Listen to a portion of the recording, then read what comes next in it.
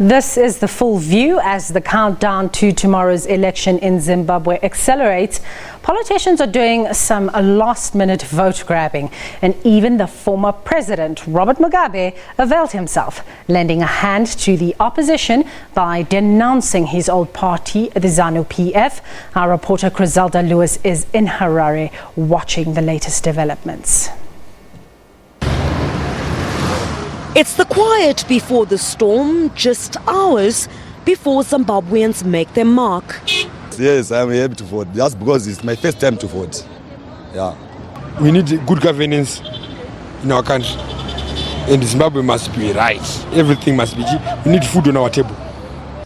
The country's electoral commission says it has already deployed electoral officers at all 10,985 polling stations around the country and printed more than 6,100,000 ballot papers. For the 5,695,706 voters, we have printed 6,150,950 ballots, and that actually is it has got an addition of 8% contingent plan. In terms of our law, we need to put some contingent percentage, but it must not exceed 10%, and in this case we have got 8% in excess of what we printed, largely because if a voter comes to a polling station and the voter makes a mistake, the voter has got the right to say, "Presiding officer, I made a mistake and I have another ballot paper so that I can cast."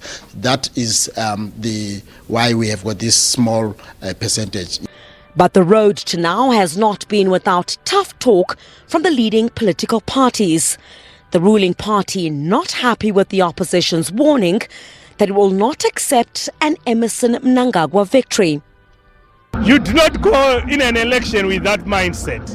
The final arbiter in an election, the decision comes from the people. If you are a Democrat, you must know. Well, I know, I wish and I know that my leader will win. In his final press briefing before the poll, MDC Alliance leader Nelson Chamisa also took time to respond to former President Robert Mugabe's endorsement of him as the country's president. So if somebody says they are likely to have a favorable disposition in my favor, who am I to deny that extra vote that will make the fundamental win that we want? Who am I? The more the merrier.